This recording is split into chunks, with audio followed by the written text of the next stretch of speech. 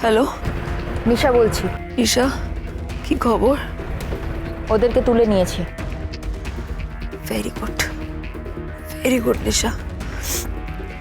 গোপন ডেরায় নিয়ে যাও, তারপর আমি দেখছি।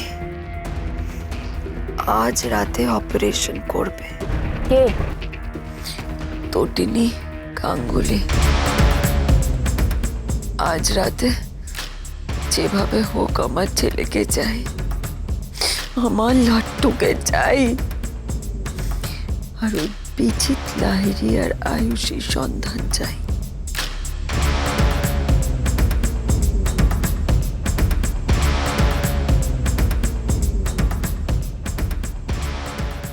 আপনার চুলটা একটু আঁচড়ে দিই, নাহলে জট পড়ে যাবে তো। না থাক, কেন? আপনি পারবেন না আমার চুল আঁচড়াতে। না না, আমি পারবো, অসুবিধে নেই। ওটা আমার স্বামীর জন্যই ছেড়ে রাখি। ও খুব ভালো চুল বেঁধে দেয়। আপনার স্বামী আপনার চুল বেঁধে দেয়? আমার স্বামী আমার চুল আঁচড়ে দেয়, বেঁধে দেয়, বিনুনি করে দেয়, খোপা করে দেয়। আর জানেন, আমার মেয়েও পাল্লা দিয়ে আমার সাথে সাজে। কিন্তু আমার ছেলেটা একেবারে বাপের মতো হচ্ছে। সারাক্ষণ শুধু খেলাধুলা, স্পোর্টস, তারপর ওই বন্দুক চালাবে, আমার মুখ থেকে আওয়াজও করে ঢি ঢি ঢি ঢি ঢি।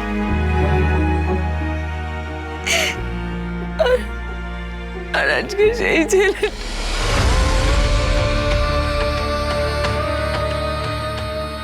আপনার ছেলে হারিয়ে গেছে না? টিভিতে দেখলাম স্কুলের অনুষ্ঠানে সরস্বতী পুজোর দিন, তাই না? তাই ঠিক আছে, আপনি বিশ্রাম নিন।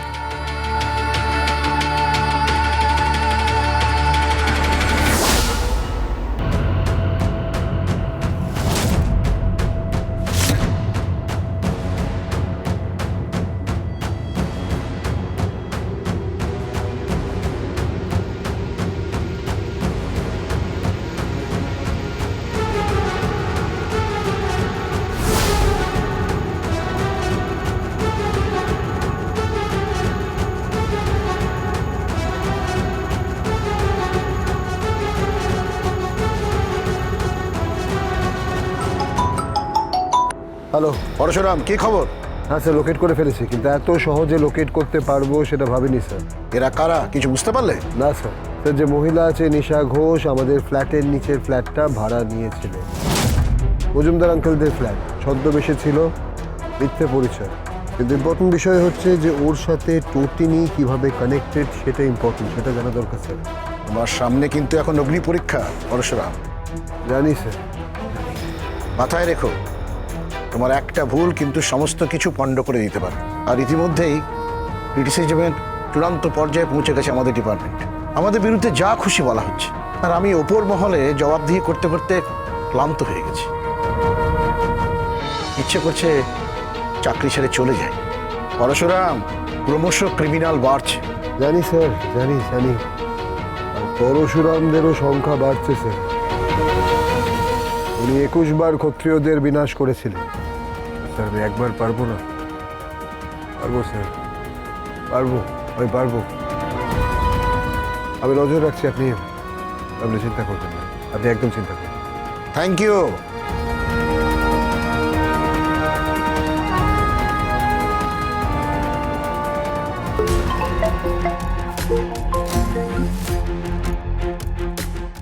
Hello sir. নজর রেখো। কি স্যার? যতই হোক তটিনী পরশুরামের স্ত্রী, আর এই স্বামী স্ত্রীর ভালোবাসা প্রেম যদি মাঝখানে চলে আসে। কি করব স্যার? ছখানা বুলেট আছে, তটিনীর সঙ্গী সাথীদের সেরকম হলে ভরে দিও, ঝাঁঝরা করে দিও। আর আমার মন বলছে কি কি স্যার? তটিনী আসবেই। স্যার ওর তো সদ্য অপারেশন হয়েছে স্যার। তবুও বলছি তটিনী আসবে, তটিনী আসবে। এই জালটা মনে হয় ওরই পাতা, আর সেটা কেউ জানুক বা না জানুক একজন খুব ভালো করেই জানে, and he is none other than Parashuram himself.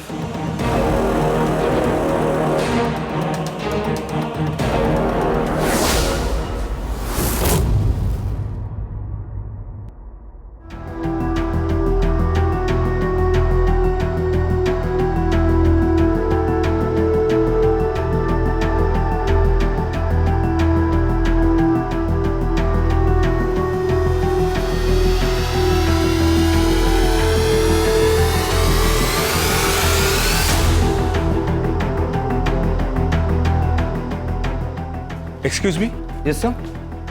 তটিনী গাঙ্গুলি কোন কেবিনে আছেন? এখন তো ভিজিটিং আওয়ার শেষ স্যার, এখন দেখা করা যাবে না। আমি তটিনী গাঙ্গুলির সঙ্গে দেখা করব। বললাম না ভিজিটিং আওয়ার শেষ, এখন দেখা করা যাবে না।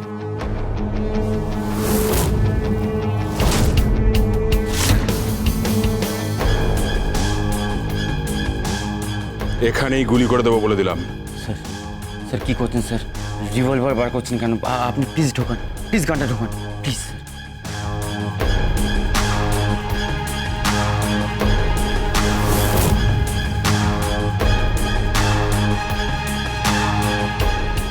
ওকে ওকে স্যার, আপনি আসুন আমার সাথে।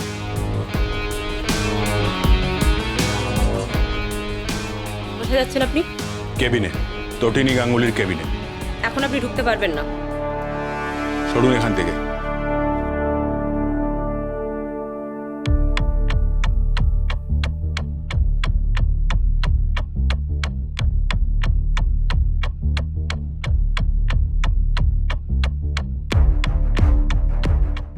Siddharth reporting ma'am.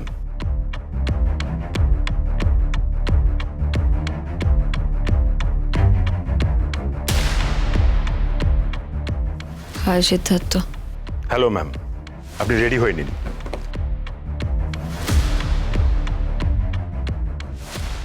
আমি বাইরে ওয়েট করছি, হাতে সময় বেশি নেই।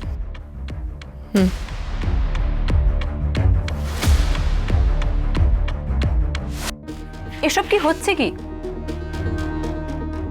একটা লোক আপনার এখানে জোর করে ঢুকে পড়েছিল। এ কি, সুটকেসটা এখানে কোথা থেকে এলো? আপনি একটু বাইরে দাঁড়ান। কেন আমি চেঞ্জ করব। চেঞ্জ করবেন মানে? আমি আমি একটু হসপিটাল থেকে বেরোবো। আপনি আপনি কাউকে বলবেন না। কি বলছেন? আপনি বেরোবেন মানে? আপনি আমাকে হুইল চেয়ার করে এখান থেকে বের করবেন, অ্যাজ ইফ আমি কোনো স্ক্যান করতে পাই, এমআরআই করাতে নিয়ে যাচ্ছেন। কিন্তু ম্যাডাম, আপনি হুইল চেয়ারে করে কোথায় যাবেন?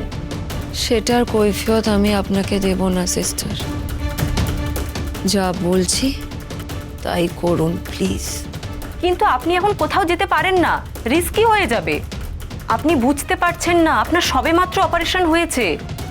কোথাও চোট লেগে গেলে আপনি সারা জীবনের মতো পঙ্গু হয়ে যেতে পারেন। আমি জানি আমি পঙ্গু হয়ে যেতে পারি, কিন্তু যেতে তো আমাকে হবেই। আপনি এত বড় রিস্ক কিসের জন্য নিচ্ছেন? দেশের জন্য। দেশের জন্য? ওটা আপনি বুঝবেন না। প্লিজ একটু বাইরে গিয়ে দাঁড়ান। কিন্তু প্লিজ বাইরে যান, প্লিজ বাইরে যান। Sorry madam. আর হ্যাঁ, একটা কথা, আমি একটু পরে নক করলে আপনি একটা হুইল চেয়ার নিয়ে চলে আসবেন। Okay madam.